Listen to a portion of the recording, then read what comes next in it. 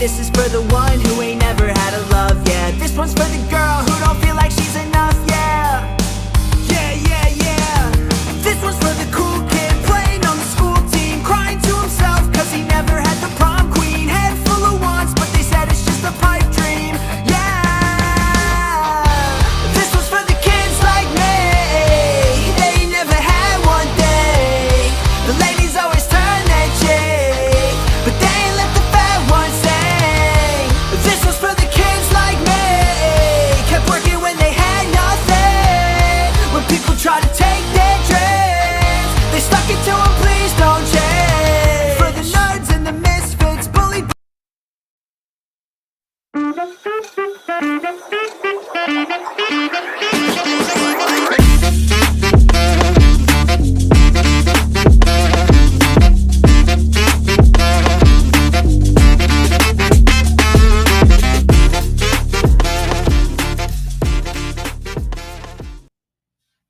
What's going on, everybody? Welcome to the Alex Cuesta Show.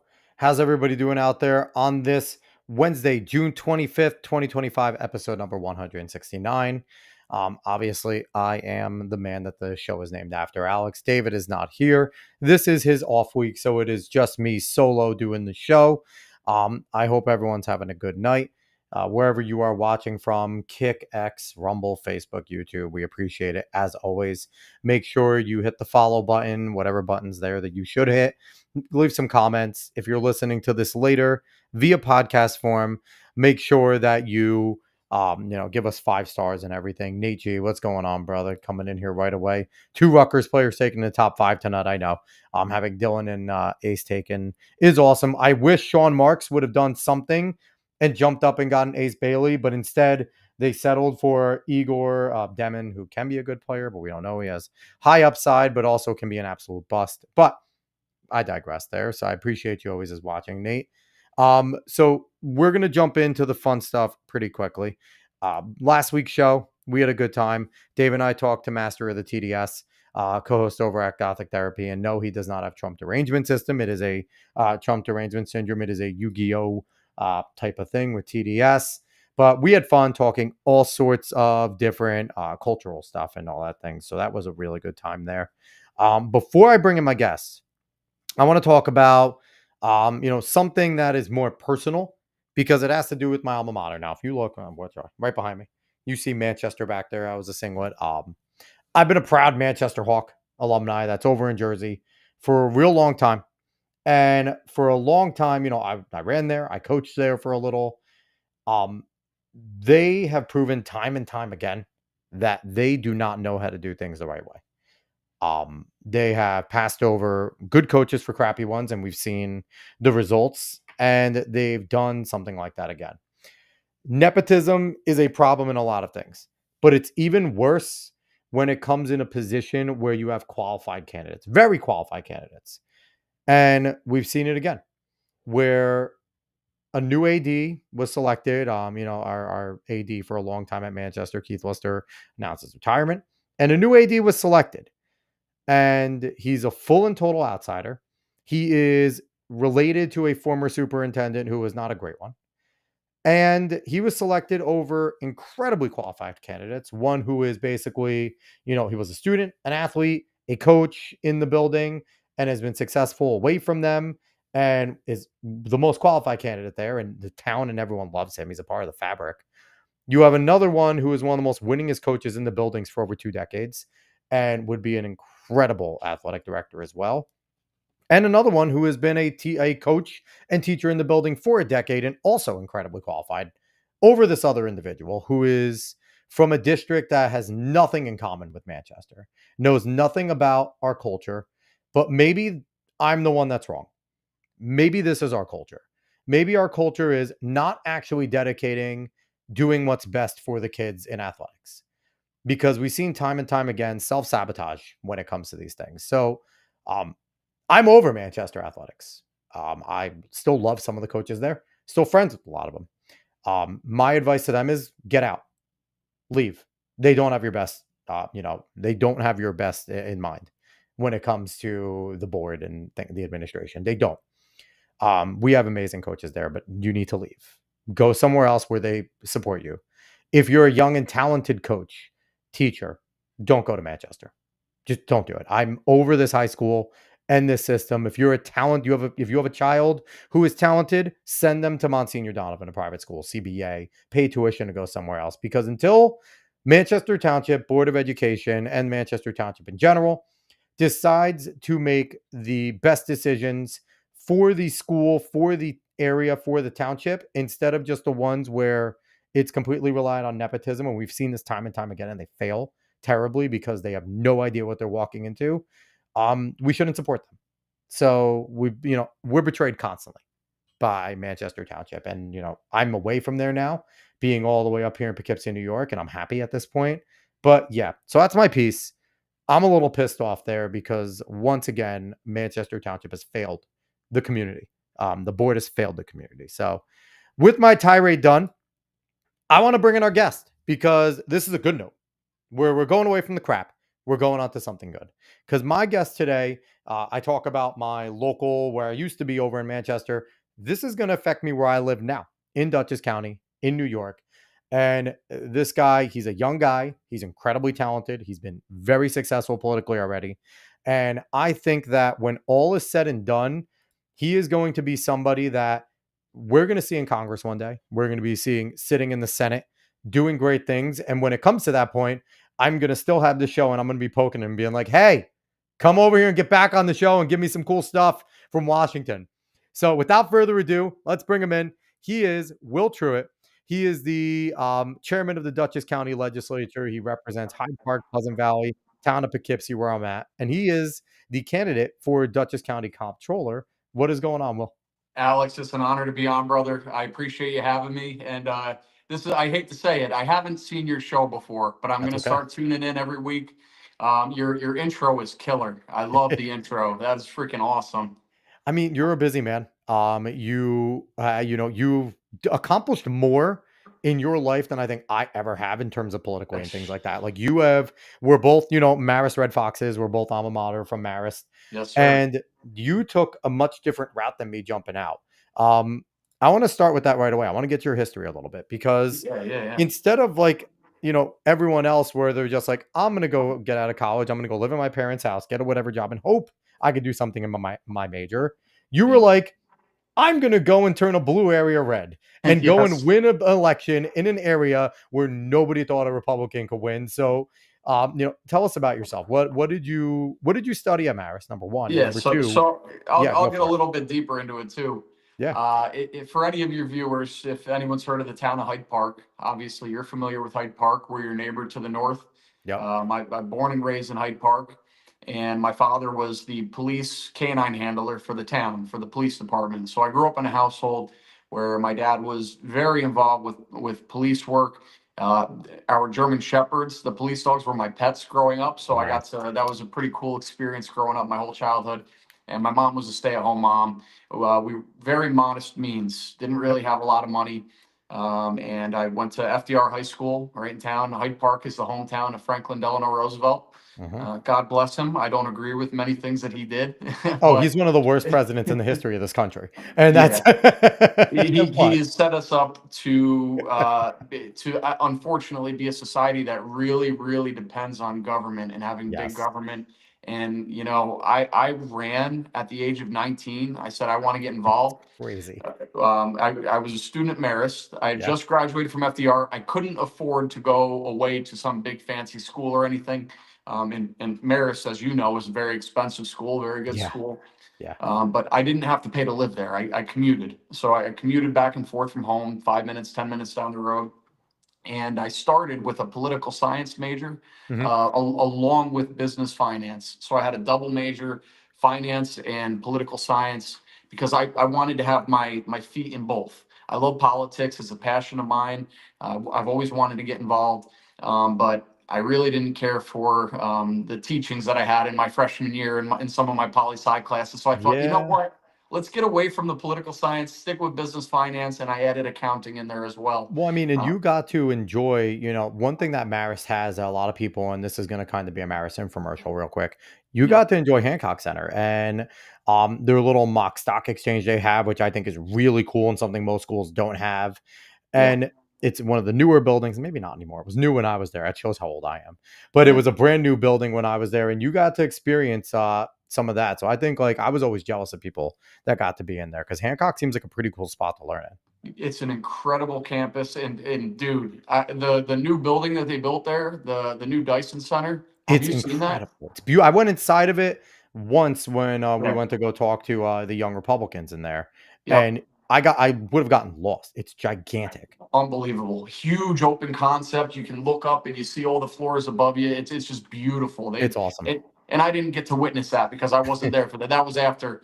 But I don't know if I've told you this. I'm actually back at Marist getting my master's degree now. So I'm Nice. working on getting my MBA there. But Good it's stuff. all online. It's an online Okay. program. So Okay. yeah.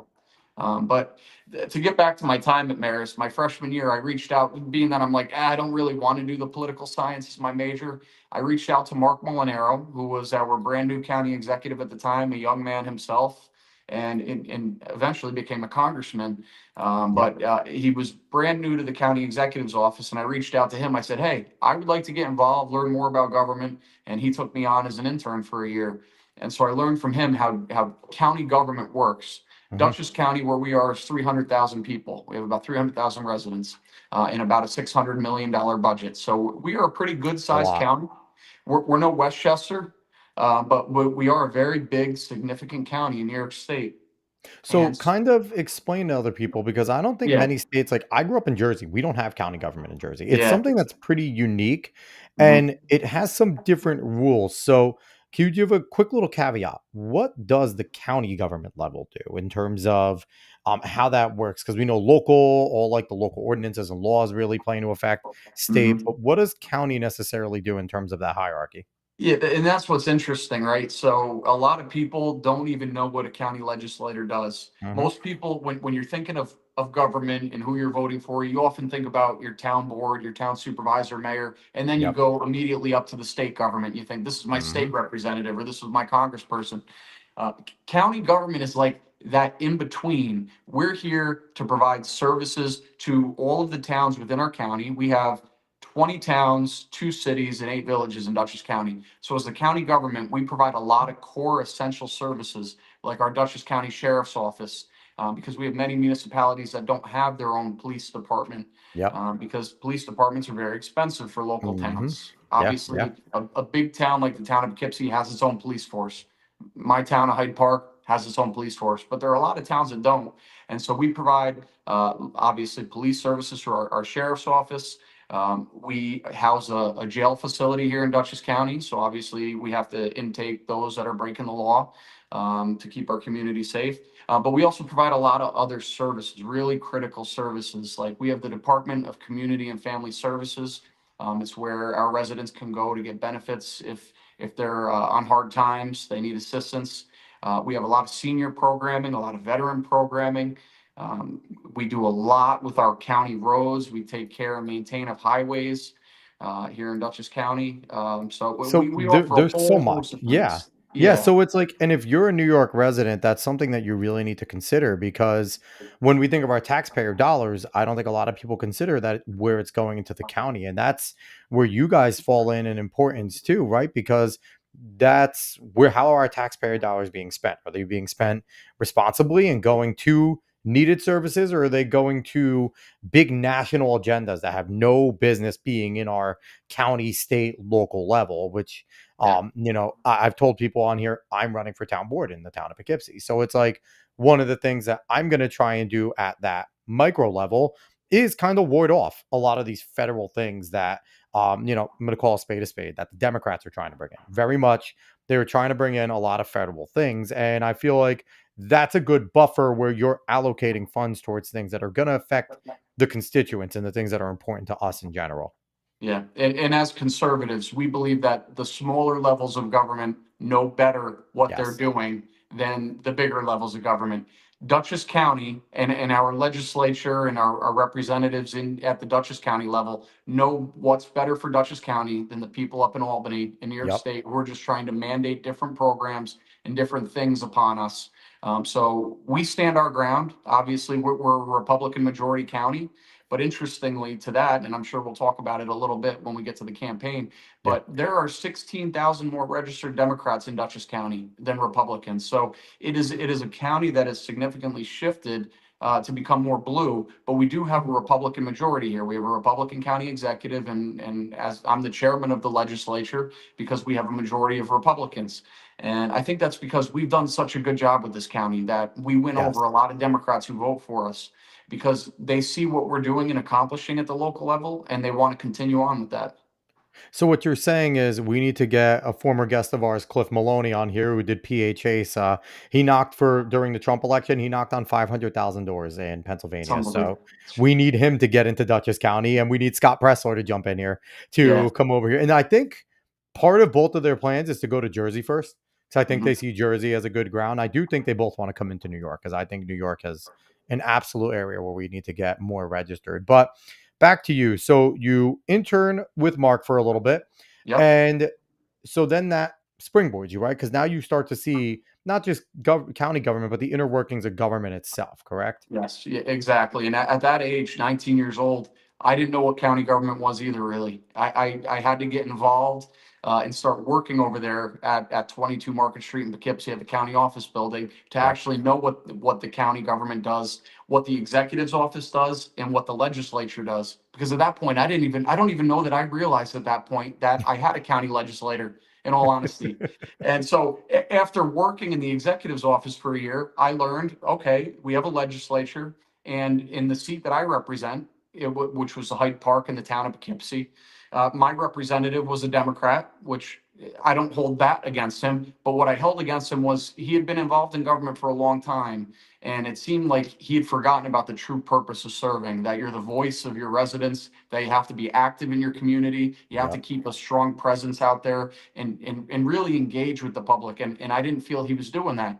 And so I said, you know Well, you what? didn't know who he was. If Yeah, you don't no, know who he is, then like you're a known presence in the area. I see, you're everywhere. You're at so many things or in, Poughkeepsie, Pleasant Valley, and all the places, Hyde Park. And you make a good effort that, people know who Will Truitt is. And that's what it's supposed to be. You should be accessible as a representative.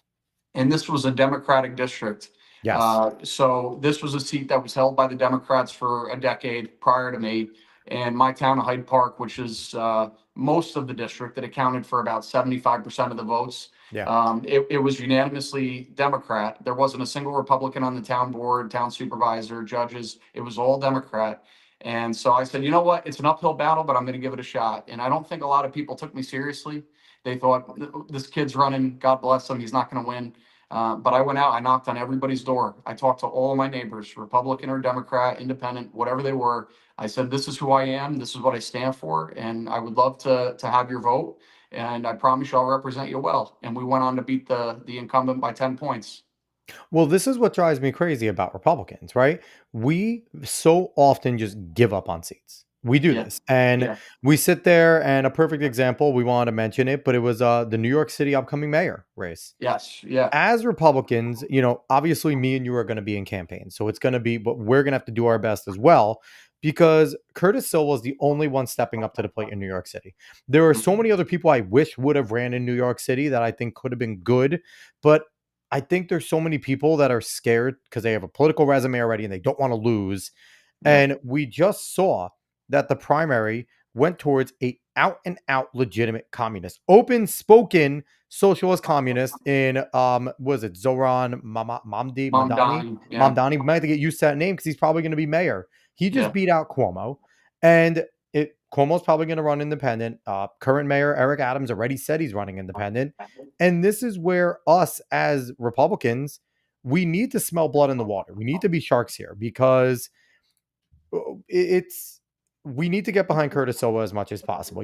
I've said on this show before, that, and I'll flat out say it again. I didn't think that Curtis Silva could possibly get those independents and Democrats at need because, Mhm. he's very much on the right. He has his radio show. He wears the beret, and I don't know if people are gonna. But you know what though? Yeah. I'm gonna do everything I can to help Curtis because we have our Ross Perot sitting in New York City with two of them now that are going to take votes. So, uh, the RNC needs to get on it. Now we know the RNC is, I don't know how useful they're going to be. It doesn't seem like Mhm. they're doing much right now, but they need to get in there. The New York State needs to get in there. Our Republicans in New York State, our young Republicans really need to be active. The reason why we have young Republicans is to go door knock, y'all. Stop just Mhm. going to meetings, get on the Yes. ground.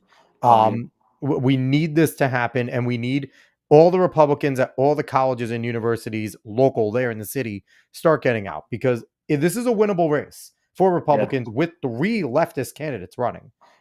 What is your opinion on that mayor Well, situation? and I just want to address one of your points on how a lot of Republican committee members, people get involved because they feel passionate, but then they forget about the real mission. They end up just going to all these events, going to these Mhm. fancy dinners, going to all these fundraisers and all this and that. And often they go to these events because it strokes their ego. They feel special. They're in a crowd of all these political type people, and it's just so wrong. It's Yeah, so yeah, backwards because when you join your local political committee, you're doing it because you want to see good government. You want to yes, see your candidates get elected, and the best way to do that isn't by going to this fancy dinner or this ball or gala. It's about going out there and meeting the people and talking to the people. That's what you sign up for when you sign up to be a committee member, and that's how I won in a Democratic district. You go out and you yep. talk to the people. If you're going in there to rub elbows and you're doing it for the wrong reason, like Yeah. I love all the committee members over at Poughkeepsie, but I am there to come and win a race. Yes. I'm not there. I want to be friends with them, but if we're not friends, I don't care. Yep. We're on the same mission. Our mission is to stop leftists specifically because Democrats are taken over by leftists. To stop Yes. leftists, especially in New York State, we have such an uphill battle. And, it's a battle that's going to be constantly waged because we're getting worse and worse. And we're kind Yeah. of the vanguard right now. So you Well, have your and election as coming up. Go ahead. as you said about the mayoral election results, I mean, this is what the Democratic Party's unfortunately fallen into. They're Yeah. just going with the loudest, most radical voices anymore to represent them, and I think that's Hmm. why they lost the last presidential election. And I think this is a great opportunity for us down in New York City that we are highlighting that we are up against a guy who literally says he wants to defund the NYPD. Can you imagine the He havoc wants to on the start streets? public supermarkets. He wants to start government supermarkets. That's communist shit. That is Mhm. quite literally wanting to sit there and ration off food to people based on what they want. Like this, there's nothing about this guy that is, what America stands for. That is what this country stands for. And again, there's an opportunity in the city. And unfortunately, there's not enough people in our party like yourself that is going to see an opportunity and jump into it. Yeah, We've had the excuse, and it's always the joke, well, Democrats go protest because Republicans are working, but that's also why they don't go vote yeah, because I'm tired from work. And it's like, come on now, that can't be the way. So no. we need to rally there, but we also need to rally behind you because you have an important election coming up. How many years have you been in county government now? So I'm in my 10th year. I was elected when It's I was 20. incredible. I was officially 20 when I won. And I turned 30 a couple of months ago. So I've Happy spent birthday. thank you. I've spent virtually every day of my 20s in elected office. And, the first thing that I brought forward in my first term that I said I want to get accomplished here at the local level, I wanted term limits. I think term limits are very important at all levels of government. You need it. We especially need it at the federal level because this is Yes. how you get corrupt politicians, people that get in, they use the power of incumbency, they throw all this pork into budgets so that they can look great, and then they just keep getting reelected, and then they just absolutely forget about why they're there in the first See, place. I think instead of term limits, because I don't think they'll ever go for that, but I think we should put a cap on how many years of service. Yeah, 25 years in federal positions in government, 25 years. Whether yeah, it is a combination of House, Senate, President, you have to map it out as a federal politician. In 25 years, it's the same exact thing as if you are a teacher or a cop. Like you get your 25, you get your pension, get out. mhm, yeah, I think they may go for that more than just mhm, a straight up term limit, but I mean, Yeah. something needs to be done because we're being run by the geriatric age too. Yeah, and so it's more important at the higher levels of government, but I brought it forward at the county level of government in my first term, saying this is important if we do this. And so we brought it forward, and it failed 3 to 22 in my first term. So no one wants term limits. It turns out that's not very popular They amongst talk about it. politicians. Even the Republicans will talk about it and talk about it, but you know what though? Even and you're probably seeing this at the Yeah. county level, you Yep. get used to people liking you. And they're Yes. not liking you because they like you. They're liking you because they think they can get something out of you. But you get Yes. really used to sitting there and it's like, "Oh, hello legislator. How are you? How can Mm. I help you?" Yeah. And people get involved for the wrong reasons. And I think initially a lot of people get involved for the right reasons. Yeah. But then there's a little bit of power that comes their way, and it's seen at every level, right? Even like, your dad was a police officer. How many times did he complain about his coworkers that it's like, dude, these guys are just on power trips. You know what I mean? Mm. And Yeah. I think that's unfortunate and it's tough, right? It's tough. You probably experience, a little bit of recognition and it feels pretty dope, right? Feels cool when people are saying there and it's like, okay, people know me, but I think that, you're staying true to the mission. Like we got to wait for you to get corrupted at least till you get to Washington. Then Yeah. go have fun. Then go get corrupted. But Well, see, the good thing is that I still feel in my heart of hearts like it's awkward sometimes when people try to praise you or give you recognition or anything. It's just awkward because as yeah, a Christian, I don't think I'm any better than anyone else, and no one in government should think they're better than the people that they represent. And back to the term limits, I brought it back forward after I was reelected my first time. I brought it mhm, back forward, and it passed unanimously that's because awesome. it turned out everyone thought, wow, this is actually a politically good thing to do. People will be very supportive and happy to hear this. Yeah, So we brought forward term limits. So the longest that anyone can serve as county executive, a county legislator, or comptroller is 12 years. I've served 10 years, which is long enough. For anyone to serve in one single office, 10 years is plenty. yeah. So I'm proud of the time I've served, but it's time for me to say, you know what? Someone else should take over the spot and continue on. And the race for county comptrollers this year, and my background's finance and accounting, as we spoke about. That's what I went to Marist for. I'll give you a little bit more details on my personal life too, because Yeah. I work as the CFO of a construction company down in Hopewell Junction. So Gotcha. my day job, I'm not a politician. I work full time like everyone else. I'm at my office at 7 a.m., typically leave around 4 p.m., and then I go off to my government job, or I go knock on voters' doors.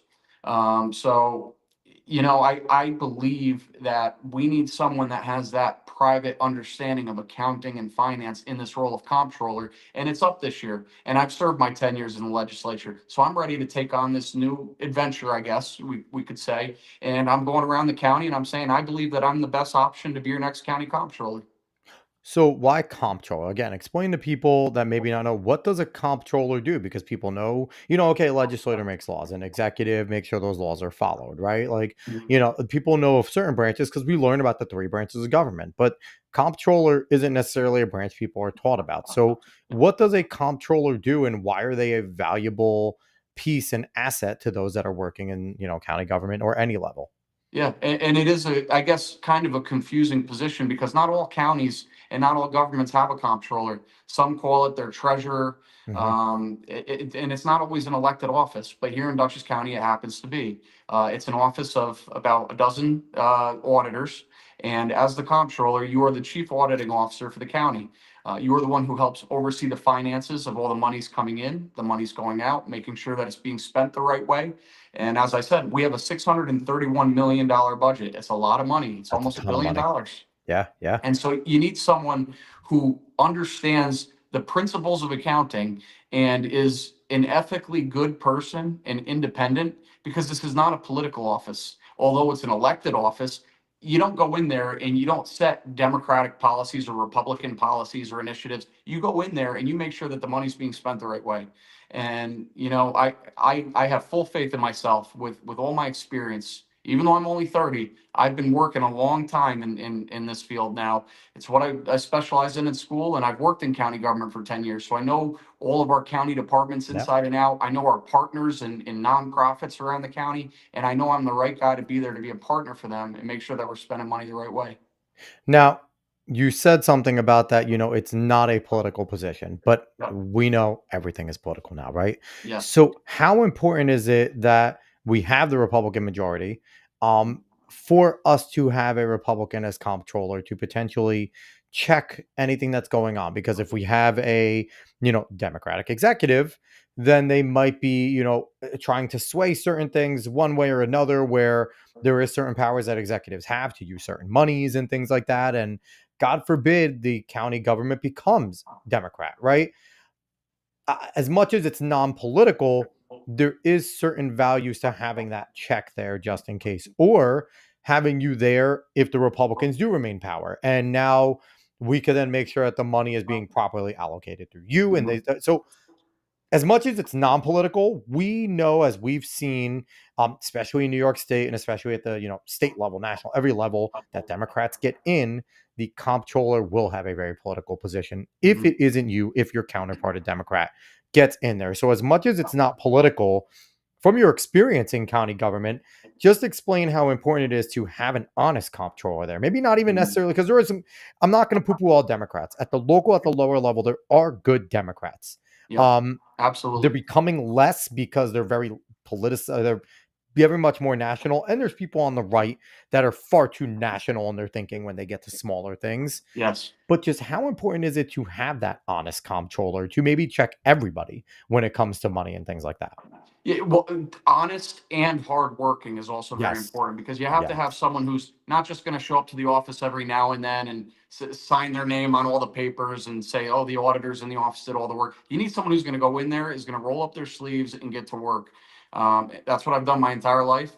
My biggest fear, I'd say right now, at least as it pertains to this year's election, the gentleman that I'm running against is one of these people who comes up here from New York City, Hmm. and he thinks he knows better than we do locally. That he's smarter than us, and he's going to come in and tell us how we should be prioritizing the spending of our money. Yep. And what scares me is this is an individual who is out and out a defund the police, and demilitarize the police type of guy. He runs several different organizations. I don't know if he's still active in them, but prior to his time, because he did win the election last year. He won a special election to be the comptroller, Jesus. because it was at the tail end of the presidential ballot, because there was a Hmm. vacancy. And so it was up for just a 1 year term. And I don't think a lot of people realize that comptroller was on the ballot last year. But so this gentleman snuck in there, and on a history of being anti-police, defund the police. And during his time on the City of Beacon Council, he voted as a local councilman to call on a ceasefire for Gaza. I mean, this is a guy who That was the wants. clown. He was that clown. Yes. So he has a number of radical positions that he's taken throughout his history. And it's very concerning to have that person overseeing a $630 million budget, because what the comptroller can do, and what I'm afraid he will do if given a full term, is he'll go after our sheriff's office. He'll go after our local police departments, Yep. because they don't believe that police have our best interests at heart. They think police are the bad guys and that they're out there to go after the little guy, and it couldn't be further from the truth. And so I'm running because I know what my values are. I know I'm very pro law enforcement, and I'm pro conservative and smart government, and forward thinking government. And I know if I'm able to get in there and to be the next comptroller for Dutchess County, I know we'll be in good hands. And I will work very closely with all the department heads and with the legislature that I know very, very well, to give them recommendations where I think maybe that they're mistaken on a particular spending priority. I'm happy to work with anyone and everyone in county government. And I want to shed, a little more light on what you said about, going after the police departments and sheriffs like that, because I think where we get it wrong a little on the conservative side is they don't want to necessarily get rid of them. They want to get rid of the ones that have any sort of backbone and value, and that they want ones that are just going to say yes. And we saw it during COVID, where, I have never fully been like 100% back to blue, because there are, like there's bad eggs everywhere. But COVID, especially, I think, has turned some people to maybe look a little bit, because while you had people just sitting in parks on their own, not wearing a mask, police were happily throwing them the handcuffs. And what they want is for the good cops to throw up their hands and say, I can't do this anymore. I've worked so hard. They can't let me do my job. They want them to leave. And they want to bring in their cops that are just going to say, yes, sir, do whatever you need. Yes, sir. So, looks like we lost Will for a second there. Will be back. But on that note, For any of the ones on the left watching, here we go. There We we got you go. back. We lost you for a Nice, second. nice, nice. But yeah, so Yeah. just they want the cops that are just willing to say yes. So they don't necessarily not want cops. They want good cops to leave. They want good cops to be pressured to get out of there. And they want cops that are just going to do their bidding. So that is really what they're going for in this defund the police thing. It is such a play. And me being the person that reads so much leftist stuff, I've make it, if I dislike something, I read a lot about it. So I've learned so many other playbooks. And this is one of them. This is how they get, the police forces behind them. So I think we need to be wary of that Mhm. when we're seeing these things. So yeah, they don't want to defund them. They just want their yes men to now be in there. Well, and again, that's the problem. We have politicians wanting to dictate every aspect of life. They think they're Yep. the experts Yep. on everything. You get people like this Mamdani down in New York City who he says he's going to freeze rent. I mean, when did this guy become a housing expert? When did he become an expert on how the economy works and the free market works? I mean, Democrats today, and I don't mean all Democrats, the far left, the Well, ones I who, call them leftists because yeah, they're like it's not necessarily they're not Democrats anymore. They're just straight up leftists that are yeah, the ones running it, the ones on high, not necessarily all the rank and file, but the yeah, ones that are, know what the theory is that they're using. They're 100% leftist. They're yeah. tough. They're tough too. They know what they want and they go get it. Yeah, and that's why on issues like this, public safety, rather than me pretending like I have all the answers and I know what's best, you go to the people who actually work in the field. You go and Yes. speak with law Yes. enforcement. You speak with your sheriff. You speak with the men and women in the sheriff's office. You speak with our district attorney who prosecutes these crimes that are out there. And they're the ones who actually are living this and working this every single day. And so they're the ones that we should go to. And I think that's what we do as conservatives and as Yes. Republicans is we work with the people who are the experts in the fields. We don't pretend to be those experts. And we just had that locally in the town of Poughkeepsie where they opted into the good cause eviction on the Yep. board. And they're the same people that will tell you we'll never do what Zoran's saying, but that's exactly what it becomes. Mhm. You get these types of things which hamstring the landlords from being able to, you know, evict with cause, right? And to make it so difficult where individuals who aren't paying, who are squatting, can sit there for well into a year and Yeah. not pay. And then you have someone like, Zoran's that's going to demonize that landlord even more. And now we're not going to have landlords. What we're going to have is BlackRock, Vanguard, State Street. They're going to become the landlords, these big firms. And it just plays right into the hand of what they want to do. So there's a lot that we need to work on, and having a good comptroller like you are, a treasurer like you said, whatever name it goes by, is a buffer to be able to at least keep our things firm and strong that we need in service. And if something is being allocated incorrectly, to make sure that it's audited and can be potentially checked, and as much power as you can use, right, Yeah. within our county constitution, state constitution, and things like that.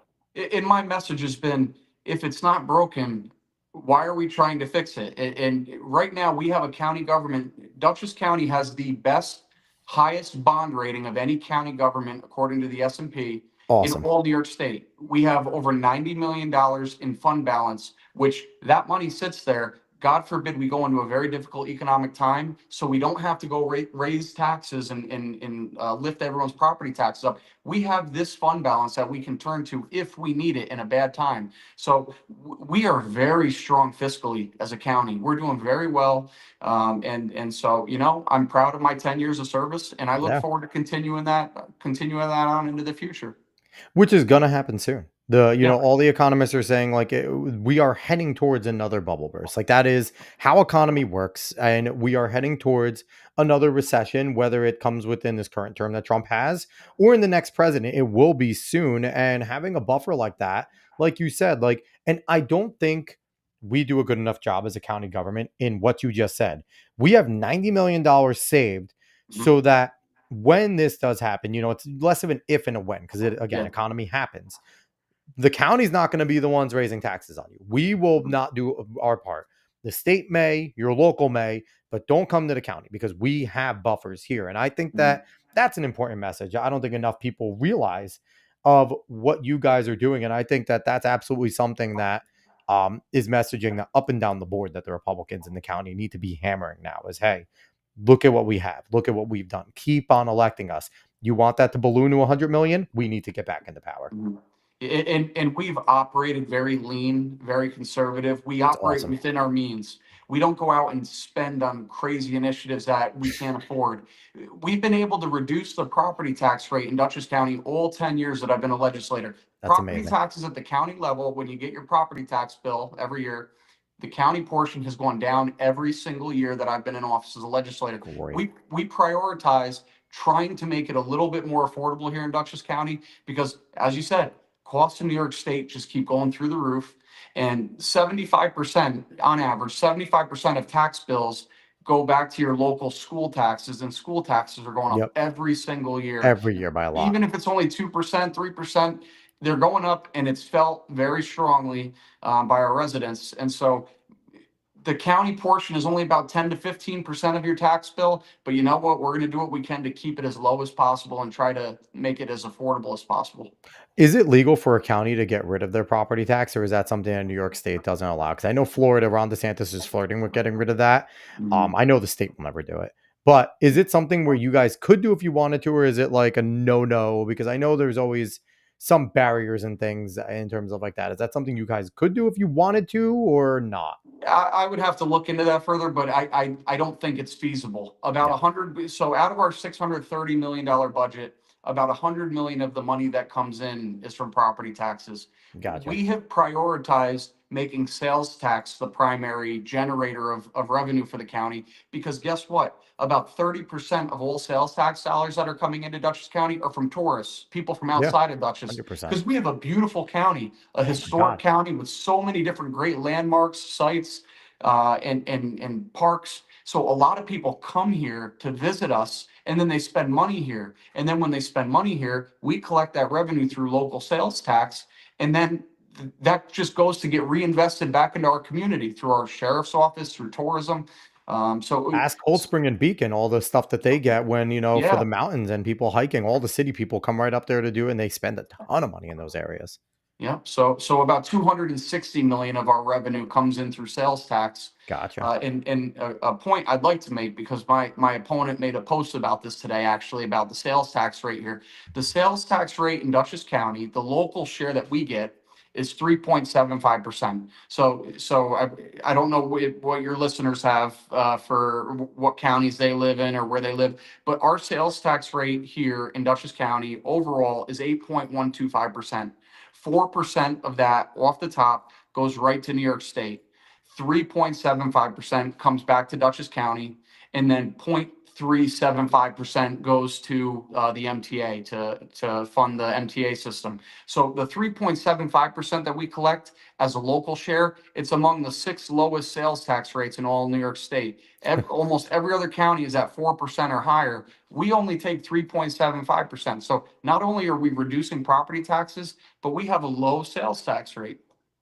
I mean, and that's incredible considering, Dutchess housing prices have been going up in a lot of ways. And, where I am, and it's crazy to think in the town of Poughkeepsie, like people complain so much about the Yep. housing prices. And I don't know how much you guys could do at the county level there. I feel like that's a difficult thing. And I feel like that, and, tell me about this too. How much do you often work together with state and local together in terms Mhm. of, because I feel like the housing thing is not just one group, right? It's Yep.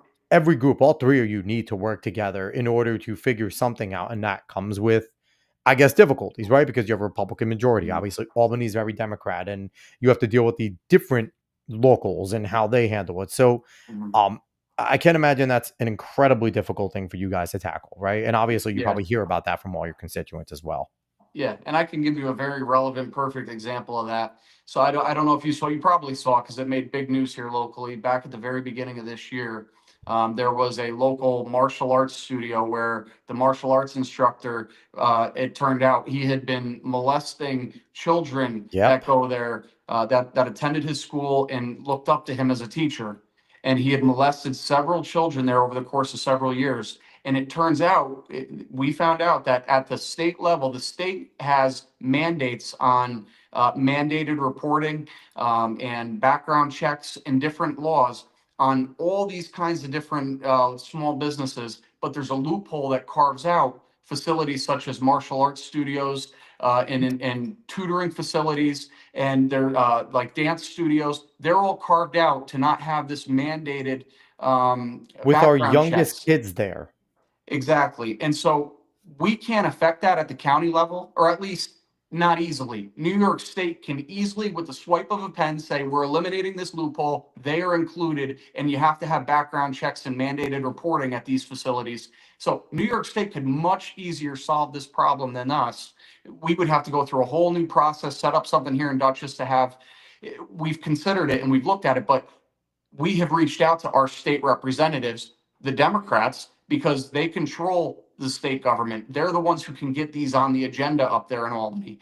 And so we reach out to them to say, hey, this is a big issue that's impacted us locally, and we want you to take this up to Albany and pass a law, or to at least vouch for Has there something been for any us. movement on that? We were told that it was going to be addressed, but I don't know that it has been yet up in Albany. I need to get an update on that. But we've been pushing on this for 4 months now, and to my knowledge, it still has not been addressed up in Albany. And and that's the thing. Everyone loves to talk a big game about caring about kids. They love it until it comes time to actually care about them. Yeah. And then is this politically expedient to say right now? And that Yeah. is part of the big issue, especially as you get higher and higher up the chain, right? And I know we have a small minority in Albany. We're not very big, but where the hell are the Republicans? Like, if you want to make a dent, you want to give other candidates a chance, here you go. And why aren't we using different groups? Like, I've interviewed both Tina Deskovich and oh god, Tiffany Justice, Moms for Liberty. Yep. That's a group that Jennifer Say, who started this company I have on, XXXY. She's been a guest on the show. These are certain groups that we should be using in order to advocate for these types of things. Because Mhm. I mean, I could probably talk to Tiffany or Tina and be like, hey, this is going on. Can we possibly, like, there's chapters everywhere getting some mobility? Because that's crazy. That's Yeah. crazy to me that was ever a thing.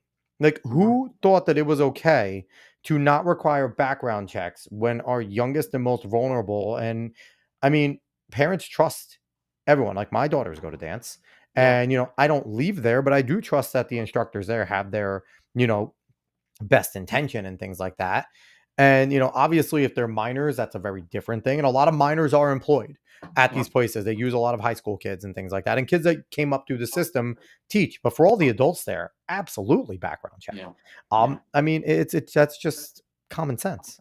Yeah, and this is the type of thing that you can get bipartisan support on. When I brought this forward, I said, let's have a sit down meeting. Mhm. I called like a special meeting. It was very informal. I said, any legislators welcome to attend, any other martial arts facilities around the county. If you'd like to come, if you're a small business owner, you'd like to come and talk, let's Yeah. figure out what we can do or how we can advocate this to the state level. And so we had a couple of sit down meetings to discuss this. And we ended up getting all 25 legislators, Republican and Democrat, to sign on to a letter Fantastic. to go up to Kathy Hochul and to our state representative saying, we want to see this action taken so that this loophole is closed. Yeah, and that's another election that we really need to look forward to, is our governor Yes. election. We need to have a strong Republican, running there, and we need to back them. And I have fears of the Republicans that want to run right now, but we'll see what happens, where that gets to. But so I want to get to another issue that started out at the state and is affecting us everywhere: Yep. the even year elections bill. Yes. Now, on its face, if you don't know, much about what's going on, this sounds very benign. Like, who cares if they're gonna, change all the elections and make sure we have even years? Why is this bill important for, elected officials and for people that are voting? What Mhm. should they know about this bill? Yeah, so our elections here locally in Dutchess County have been set as of our charter. We have a charter as a county government. Hmm. Our residents back in 1967 voted on and passed our local constitution, our Dutchess County charter, Yeah. and it lays out that our local elections for town boards, for county legislative seats, all these local races would take place in odd numbered years, because in the odd number years we can have the focus. We can focus on the local issues. We can talk about the pothole on the street down the road. We can Yep. talk about the local town board or the local town budget. But even years, you have these presidential elections, you have gubernatorial elections, congressional elections, where obviously the focus is on all the bigger issues, the national issues, and all of the money that is spent on those big, huge races, It's it would crazy.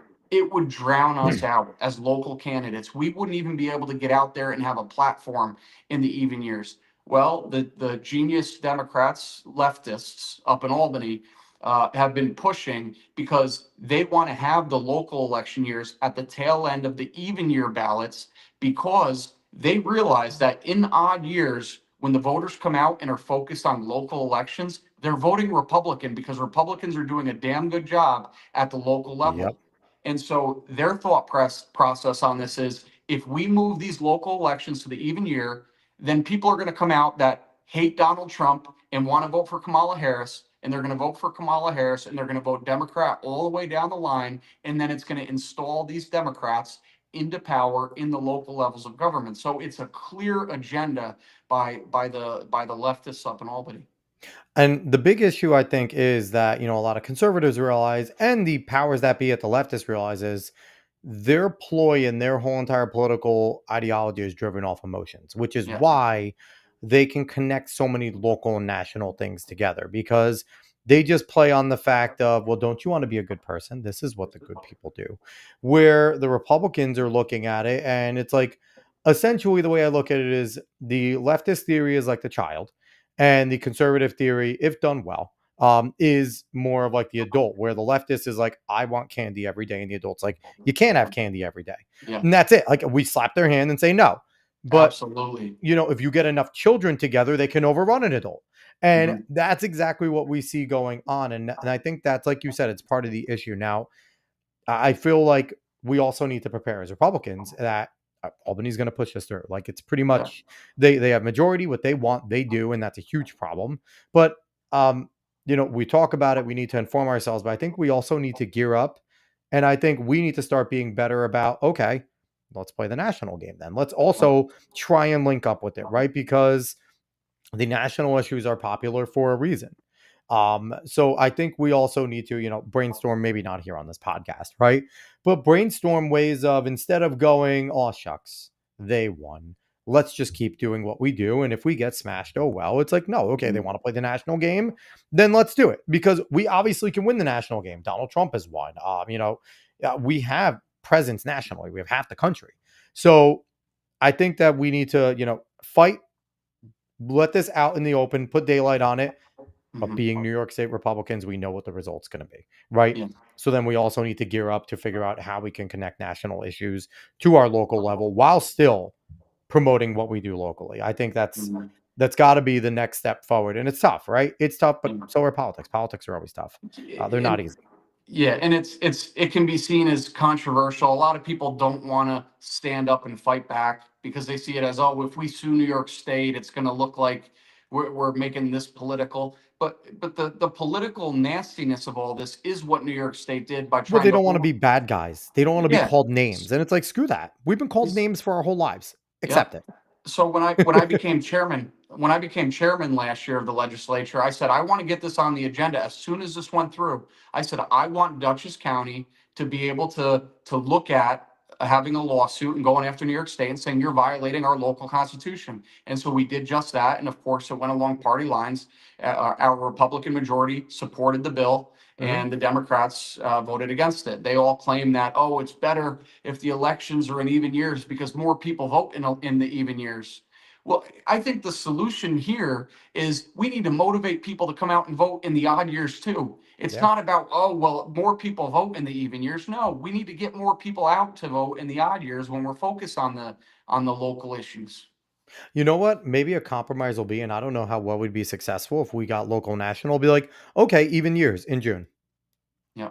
Well, not we won't do it in November. Let's do it in June then. Yeah. And Yeah. they would hate that. They would Yeah. hate that. They'd be like, you okay? We'll give you the even years, but let's make the elections in June then, Yeah. so that we're not interfering. And we place that way, we're not interfering with the national elections. And the incredible thing is that the Democrats up in Albany, their justification for this, not only the whole, oh, more people vote in even years, They're saying that this is going to save money because it's going to consolidate elections into 2 years, which is not true because this bill does not impact judicial races and it doesn't impact city races. So they're moving town board and county legislative seats to the even years, but you're still going to have the same amount of elections because judicial races and city races and village races are all still occurring in the odd years. And to pretend like town board races really cost that much in the grand scheme of things, right? Like it's really hard to go print 2,000 ballots. Like it's really not that expensive, right? Like again, everything is expensive in government, right? You take what it costs and make it triple. That's just government, and Yeah. that's also a problem too. And I think like we need to. That starts everywhere. We need to figure out a way to sit there and maybe pass a bill and say, hey, we need to go search, and whatever the median private is what we pay as well. But Yep. that's another issue that is tough because then you're going to have a lot of people in the sectors complaining, but I digress. Yep. But yeah, this is more like, and again, this is where strong people like yourself, and I can't wait until you eventually go to Albany because I think you're going to take that step and you will be a fantastic member. We'll focus on comptroller for now, and I know you're going to be a great comptroller and we're going to get you to that finish line, but Thank you, I'm already brother. looking in your future. I know you're gonna be a rock star, so Well, I ran for the state once. I did yeah. after when I was only 22 years old. I had just been reelected the first time, so I was in the Mhm. middle of my second term. I said I'm going to give it a shot. I ran against Dee Dee Barrett, who was a far left member of the Another state New assembly. Yorker, New York Cityer that came up here. Yep, and I ran in that district, and it was 2018. I was 22, Mhm. and the challenging thing was it was the first midterm of Donald Trump as president. So Yep, yep, obviously there was a big blue wave. That's just yeah, typically yeah, how it works. yep, Whoever wins the White House, there's usually a backlash against them in the midterm. So always. that was an especially tough year in a D plus 15 seat, and I was challenging the incumbent Democrat who outspent me $1.1 million to $60,000. She raised all this money from Los Angeles, from Boston, from Philadelphia, brought all this money in from outside, and just to vent. I think big money in politics is the biggest problem that we have in our country It's today. huge. It's corrupted politicians, and people don't. Politicians now feel like they owe their donors as opposed to owing the people that elect them, that they represent, and it's really a tragedy. And so in that race, the polling showed me down by only 3 to 5 points Wow. in the waning days of the election. And so my opponent felt she had to raise all this money, $1.1 million, and spend it on TV ads. She was on Fox News on TV ads trying to win over my voters. And I didn't have the money to compete with that. I couldn't do it. So I looked like I was this little measly grassroots campaign against this huge machine, and I ended up losing. But I was proud of running in that race for the state assembly. But I'm very happy with where I am right now, and I think comptroller is much more fitting to my talents than that anyway. Got a Proctofile coming in, saying, "What's up, nerd? What's up, Proctofile?" But and yeah, that's a problem. And I've always said like we should put caps on how much could be spent at a time. Because you know what? If you Absolutely. want to put 1.6 million in, do it. But you have to do it from 20 different things. Like 20 different people you need to hand off your money and make it be that way. Yep. Make it difficult. Like I've said that too in for Washington, right? Like I do believe in lobbying. I know people hate it, but I think lobbying is important. I think we should be able to lobby our governments. But I believe like at Washington, it should be a cap at $1 million because if me and you had a passionate enough thing that we want to take to Washington, we could figure out a way to raise $1 million. Like that is a lot of money, but for subjects, you could do it to get a seat at the table. Make these big lobbyists have 30 seats at the table. But you know what? My seat's there. It's not just one fat cat versus me. Yes. So, and I think that should be the same way when it comes to elections, which is a big difference in New York State now, though, because um, now they have that new law where they're matching a lot of donations. Is that still going on in this election with all the? Because I remember in the last cycle, they had if you spent like a certain amount of money, it was up to like it was like a whole entire weird chart. Is Yeah. that a thing now for all elections in New York State? Not all elections, just the state level. So Okay, state representatives and higher. At this level, at the county level, we do not have that, and frankly, I'm very happy because me too. I don't think we should be spending taxpayer dollars on No. political nasty campaigns.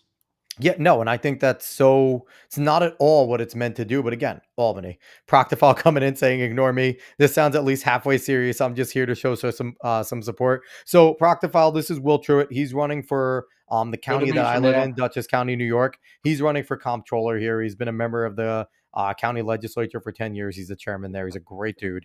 He's someone, again, I'm gonna say it, he doesn't have to. We'll be hearing about him nationally at some point, doing some really good stuff.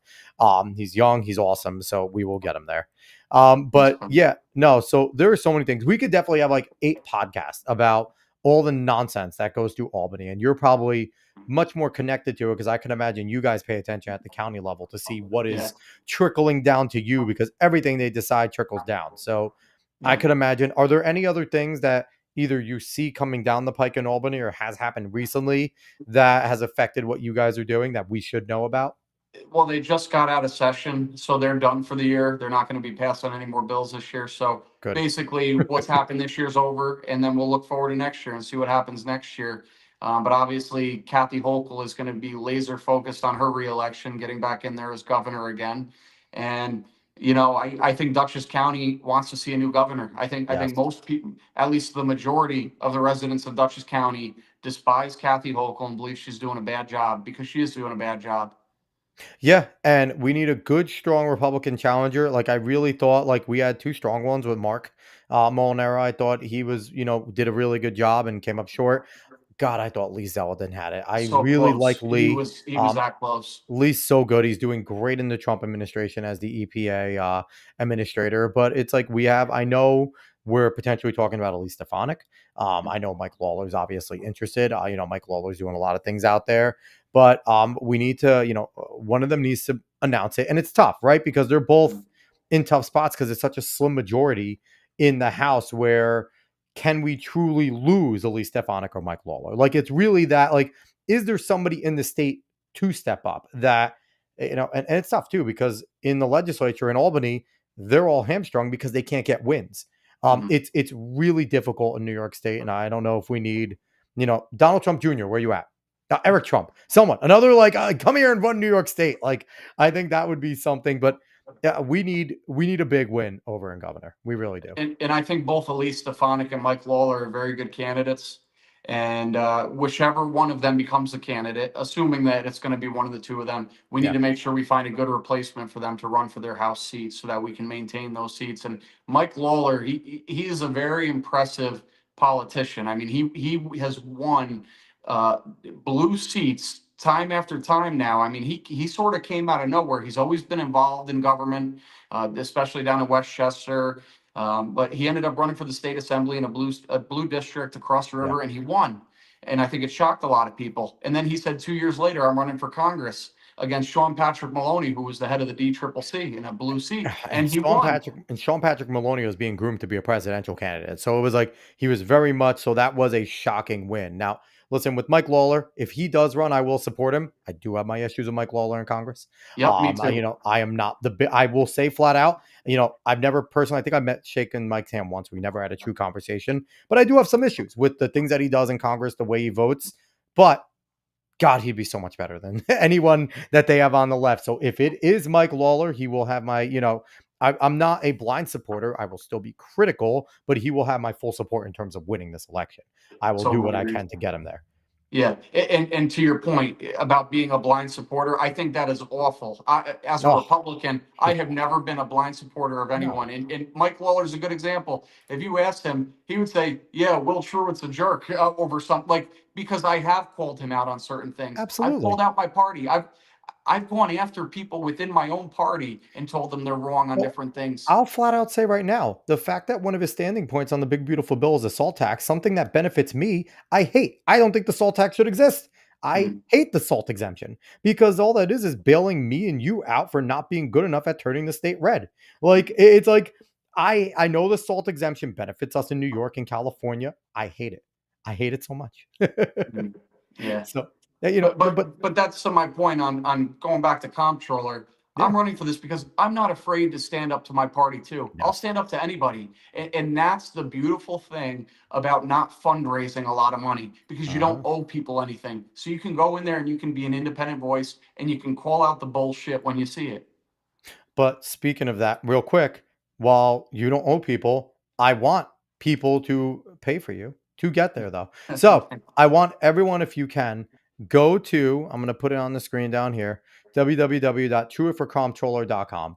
And whatever you can give, please donate because, elections are expensive. They are not cheap. It doesn't matter what you're going for. Elections are expensive. Will has, a ton of support here, but support, verbally, me doing the show and everything, saying I want him in there can only go so far. He needs to afford to, continue to, get things printed and run ads where he can and things like that. So please, if you can, whatever you have to spare, obviously you could do another donation. If you could donate $5, that's $5 that Will does not have to take out of his pocket to do. So please go donate to Will. It doesn't matter where you're from too. Like, let's do what the leftists do. I have people here that watch. I know, Nate, you're living out in Arizona. I know a few people that are around the country. If you can find it, obviously, if you can't pray, prayer helps. Make sure that you could pray that we have somebody good going in to our positions in New York because we know we need them. We need to continue that. But if you could just scratch together something, donate to Will. He's a good guy. Obviously, you can hear somebody that's passionate, that's going to do the job correctly, that he goes in there to do. So please, please, please, I will ask for Will. Please donate to the campaign.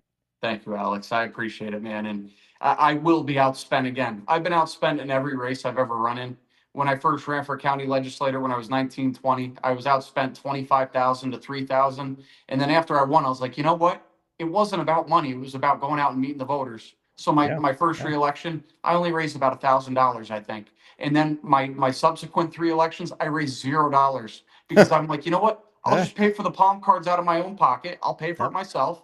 $500, and then I'll just go out there and I'll knock on doors and I'll use my old lawn signs. So I've never been beholden to anybody over money, and I think that's very important.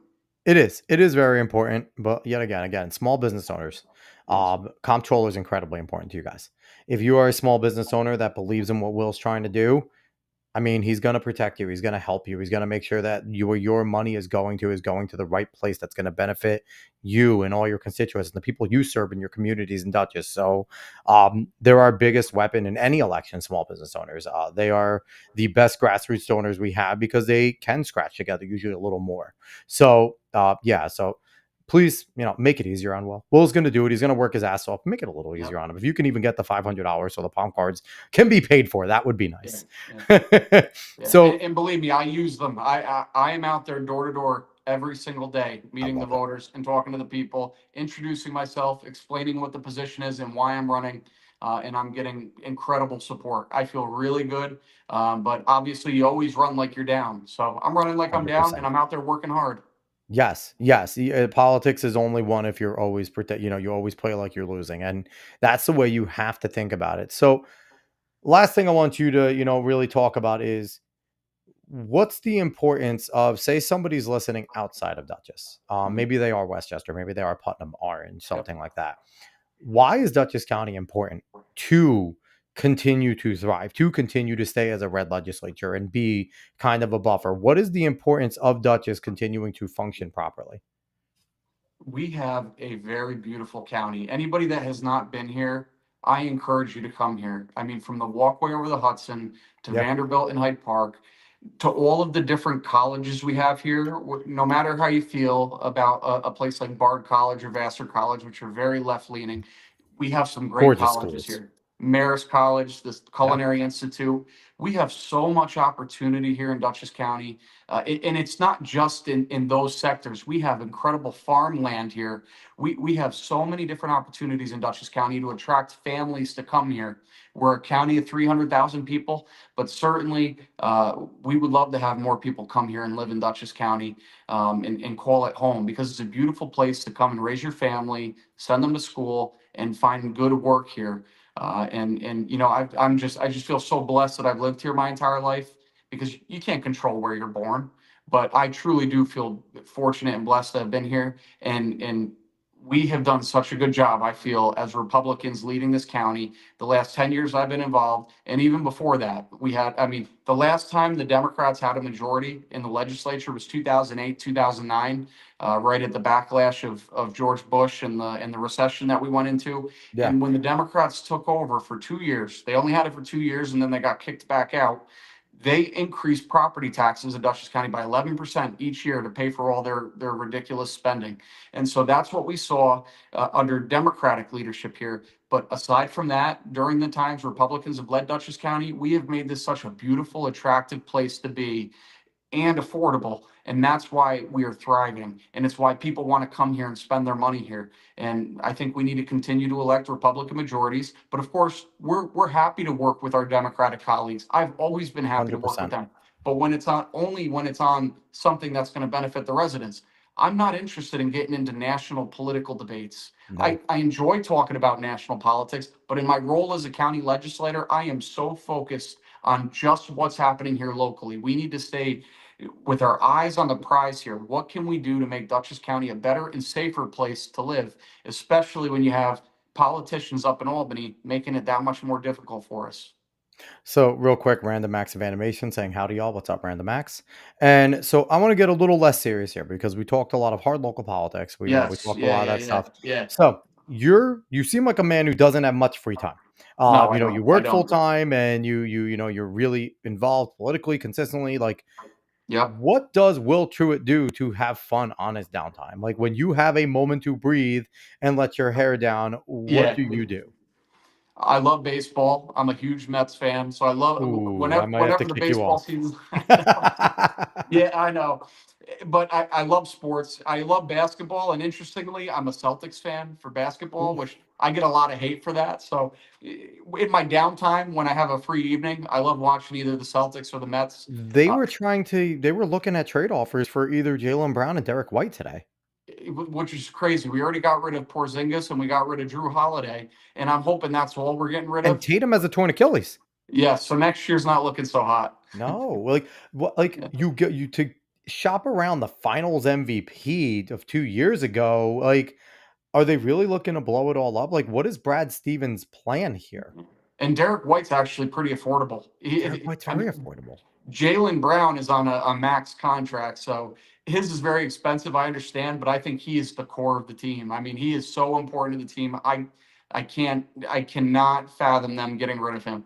I always, funny, like a thing that I say about Jalen Brown is I think he's actually the best scorer in the league Yeah, because he has no left hand. He can't go left. Everyone knows he's only going right, and you still can't stop him. he's Like so physical. but it's bizarre. It's like everybody knows you just have to try and cut him off, and you can't. You can't Yeah, do it. Like he doesn't have a left hand. He might have the worst left hand dribble possibly ever in the NBA, but he yeah, just doesn't need it. Like that is incredible. So you like sports. You're a yep. Mets I love fan. anime. I like anime too. Yes, yes, you're one I, of us. You're a I weeb. I love it. I've watched every single episode of Naruto, even though I haven't in a long Nice. time. It's been a while. So at some point when this campaign is over, I'll probably spend some time watching that again. I have a lot of episodes of One Piece I got to get caught up on. Oh I'm only God. like 900 episodes into One Piece. They're Which at like for people that don't know, they're almost at 1100 episodes. it's So it's crazy. like he has a lot to go. Yeah, no, that's awesome. I'm a big anime fan too. We talk Yeah, anime here. We talked anime on the last episode with our guest Master of the TDS. yeah, And I mean, these are the type of things like we need to see some your next comptroller, you need to get some more yard signs and yeah. make them in like anime style.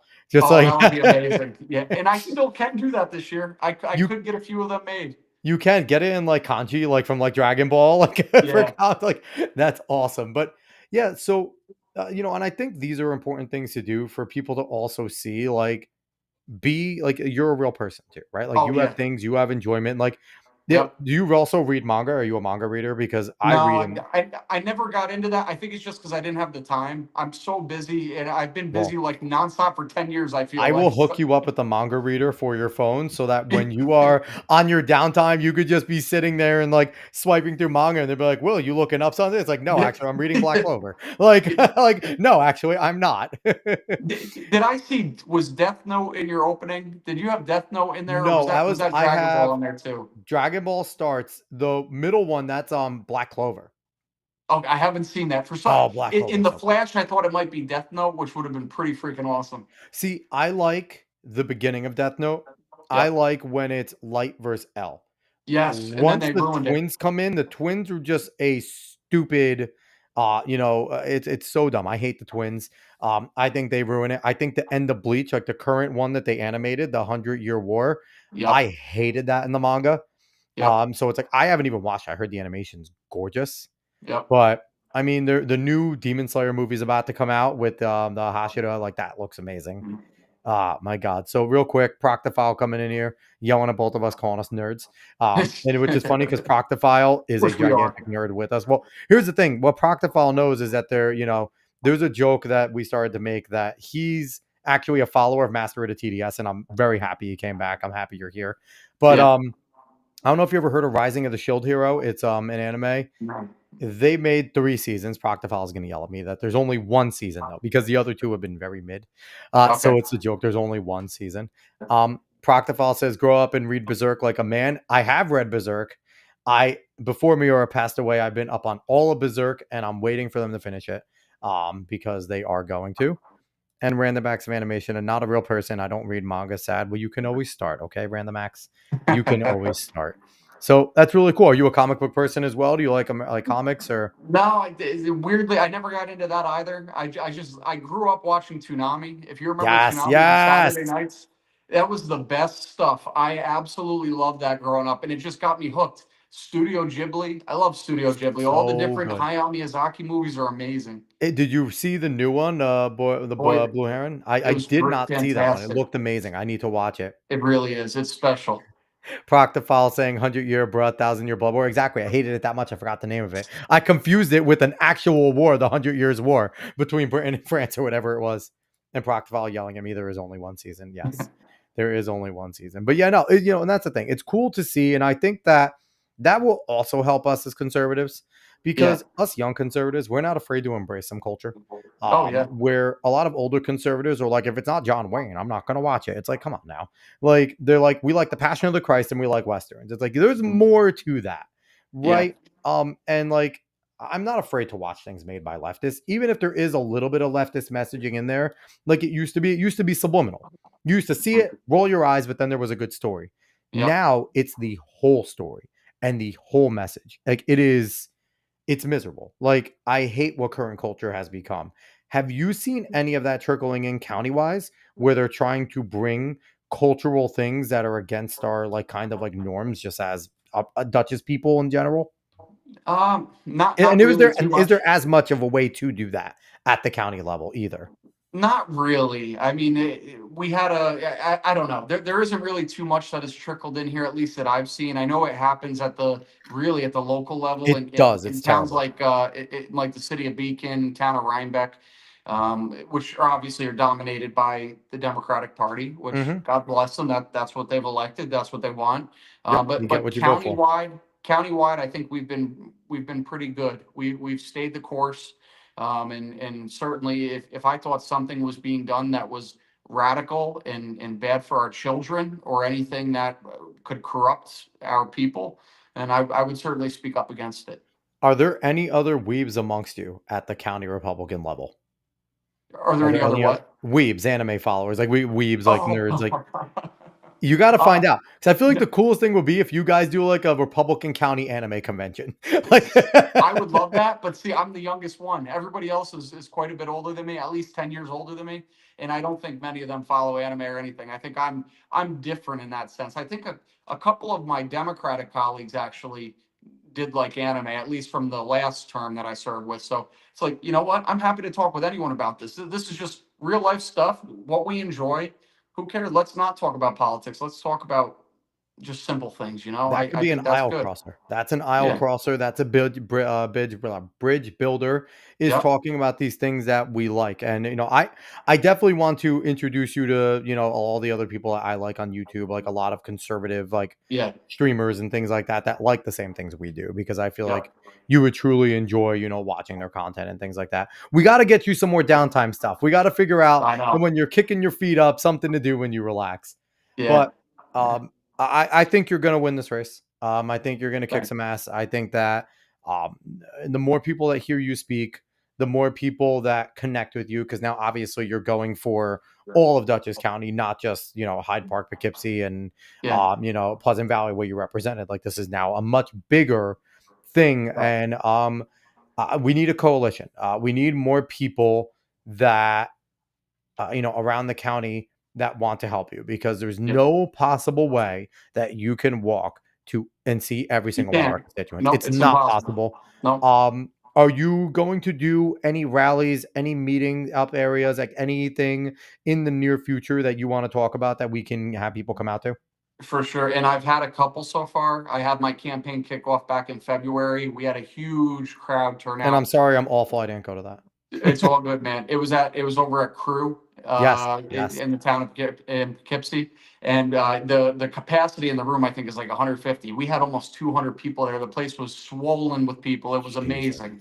And it was people from all communities of Dutch. I mean, there were people there from Dover. There were people there from Red Hook. There were people there from Poughkeepsie. There were people there from Fishkill. It was an amazing turnout, and it was really a good way to kick off the campaign. I then had a fundraiser, like a $50 a person fundraiser, about a month ago, a month and a half ago. We had a huge turnout, more than 100 people again. And Awesome. so people are fired up, and people feel strongly that this is a good campaign because people get motivated when they see a candidate working hard.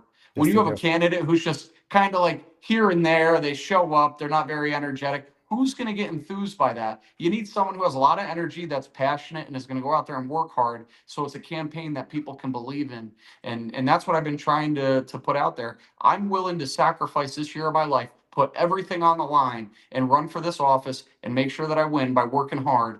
And I want to bring more people on board, and I'm hoping over the next 4.5 months we'll be able to do that. We'll be able to motivate a lot more people to come out, volunteer, go door to door with me, and all about the community. And I think we'll do well. How supportive is your day job of you when you have to go out and do certain things? And obviously, there are going to be times where it's like, guys, I gotta go do something for the They're campaign. amazing. Are Yeah. they supportive of you taking off the time where you need to in order to go and win these campaigns and do these things? They're amazing. They are great people. It's a local family business. We have about 25 employees. I'm in construction, so we work construction. Yeah, yeah. But I work in the office. I manage all the money for the company, all the invoicing, all the insurance, the audits of our payroll, everything. I manage all that. So thankfully, those are things you could do remote as well. Like you don't necessarily have to be in the office at all times. Exactly. And if I know I have a day where like this Friday is the senior picnic in the town of Poughkeepsie, there will be 500 senior citizens, which you should be at, by the way, if you can be there at 12 o'clock in This the town Saturday, of where Poughkeepsie. where is it at? This Friday, I think it's at Bowden Park, if I'm correct. This Friday, see, I work during the day. It's like these day I know, ones where yeah, the day ones in the middle of the day are always tough because me I'm too. I'm a driving instructor. I'm out. I'm doing stuff. Like Yeah. I might try and stop by with my student. Yeah, but like I what I'll do is I'll get all my work. I'll be in at my office at 6:30 a.m., 7 Yeah, a.m., and I'll get everything I need to done for that day. And then I'll go out for 2 hours, go to that and go see everyone, serve seniors, and then I'll go back to my office at like 2 o'clock and work for the rest of the day. that's And awesome. yeah, but it's an amazing family that I work for, and I'm so blessed that they give me the leeway that they do. So if you want to go and stay up on what Will's doing, where Will's going to be, head right over here to his Facebook page. Go follow Will. Go search for him on Facebook, Will Truitt, and you'll look here and you'll see he posts. It was just 2 hours ago. He was Yeah. over. Were you over here today? Salt Point, yes, You're I did everywhere. that earlier. Yeah, and I had two events after that, so I feel like I look like a mess and I look very tired. I'm sorry for my appearance, but yeah, it's been a long day. I worked all day. I went over there to Salt Point in Pleasant Valley to go present a certificate to our former highway superintendent, and then I had to go to a couple of events down in Wappinger Falls. So it's been But a busy day. you are a blue collar guy. You're Yes. not this person who only rests and works in politics. And you probably could. You probably could sit there and figure out a way to just do something in politics only, right? Like Yeah. if you really wanted to, but you're working. You're a part of a construction company. You're, learning all the finances, the ins and outs, and all that type of stuff. So this is fantastic. So I love it. And like I said, go follow Will on Facebook if you want to see where he is, what he's doing. And I was stopped on this, and here's something I want to talk about. There are too many conservatives that poo-pooed on Juneteenth, and I think we Yeah. need to have a conversation real quick Yes. because we should be celebrating Juneteenth more than the Democrats if you are a Republican, because this is the day that the Republicans finished kicking the crap out of the Democrats during the Civil War to free all the slaves. Like, Yep. this is a Republican victory, y'all. It Like, is. that's what people need to understand, and this is where we suck at messaging. There were leftists in Texas still enslaving people, and the final slave was freed by Republicans. Like, but the thing is, we need to make sure that the messaging is good. We as Yep. Republicans should truly be embracing Juneteenth and saying, hey, thank you, Democrats, for making this a big deal. It's a time where we kick your ass. Like, Yeah. like, period. And we can come together and celebrate, and it should be some, but it shouldn't be something. Too many Democrats are poo-pooing on Juneteenth. I mean, Republicans are Yep. poo-pooing on Juneteenth, and it should be something where we should puff our chests out more than anybody, because without Republicans, there would have been no freedom of the slaves. So, Amen. And believe me, I think there are far too many politicians who are so focused on posting every little bit of woke nonsense that's out there mhm. because they believe it helps them to fit in or whatever. And They're they have to. also ignorant as can be when it comes to this type of Yeah. stuff But too. They don't Juneteenth, know. making a post like that, Juneteenth, that is not woke at all. I think No. it is a very special day where we can acknowledge that all American citizens were finally free. Because Yes. we as human beings have that inalienable right of freedom, and we're all equal. No one should be enslaving one Mhm. another at all. It's horrible that that ever happened, and that's why we recognize Juneteenth, because it's a day where we say no more. It is done. And when it's a fight that isn't done, right? Because I support Operation Underground Railroad. Mhm. And, what Donald Trump is doing at the border is helping that cause, because their whole purpose was to go and end sex slavery. There are more Yes. slaves around the world now than there ever was during the Triangle Slave Trade, Yeah. because there's still slavery in certain parts of Africa. The sex slavery trade is gigantic internationally.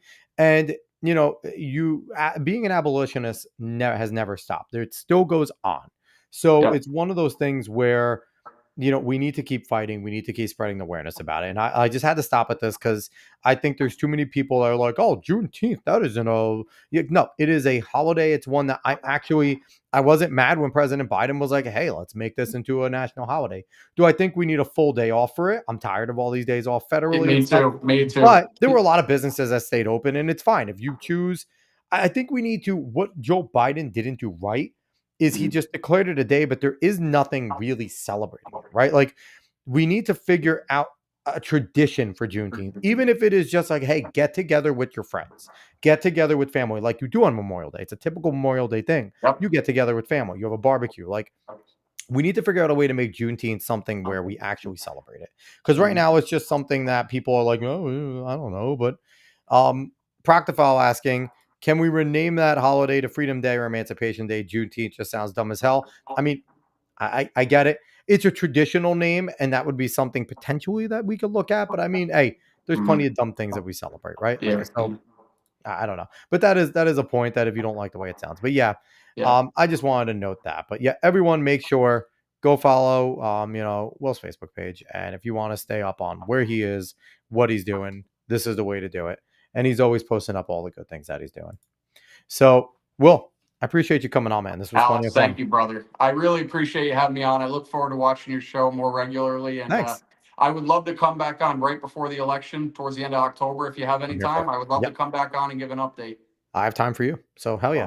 Awesome. As the polls get closer and everything too, we can talk Yep. about what's going on. And anytime you need, just let me know, even if it's before then. I'm Awesome. fine. I'll love to bring it back on. It's the beauty of having your own show. You can do these types of things. That's true. Yeah, and I look forward to campaigning with you in the town of Poughkeepsie. Hell yeah. I plan on us both winning the town of Poughkeepsie.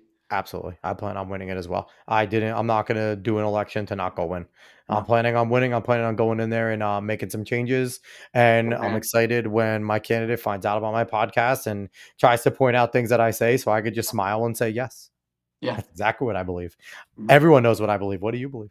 Yep. I'm out there as an open book. Yep. Let's find out what you believe, dear. So, God bless but you, brother. I don't want it to get to that point. I want this to be very amiable. I want it to be a good campaign. I want it to be about the about the issues, and I hope it stays that way. I don't Yep. want to make it a nasty campaign. I really, it's local. We shouldn't be nasty. Yeah. But I digress. We'll see where it goes. I'm gonna have some fun. So everybody, once again, like I said, go to Will's Facebook page, follow him, support him. Make sure if you want to follow him on X, it's Truitt Will Do It. I love the play on words there. And on his Instagram, it's also Truitt Will Do It, but there's underscores in between each word. I assume that it was taken. Who the hell's taking that?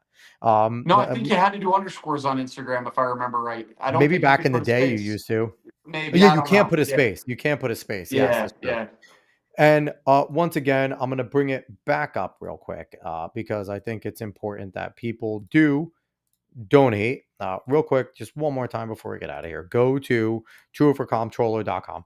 Make sure if you can donate, please do it. And, I really think that you're going to do great in everything that you're doing. So as for us, we'll be back next week with another guest. David will be back. And we'll be having some fun. I might do a show in the middle, randomly just go and talk and stuff. I haven't done so will every once in a while I do like an unannounced random show where I just pick a whole bunch of things that have gone on Yeah. and I talk sports, politics, entertainment, a little bit of Nice. everything. I Yeah. go on like some news stories and things like that, but it's random.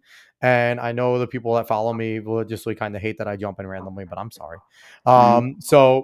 But yeah, I might do that. And if you ever see that I'm Yeah. on and you want to jump in and just not talk politics necessarily, but talk about news of the day, talk about some Yeah. sports, talk about some anime, you could Yeah. always just shoot me a text and be like, hey, I see you're on. Send me the link. I will happily Sounds good, do bro. it. I will. That is just to come and talk and have fun.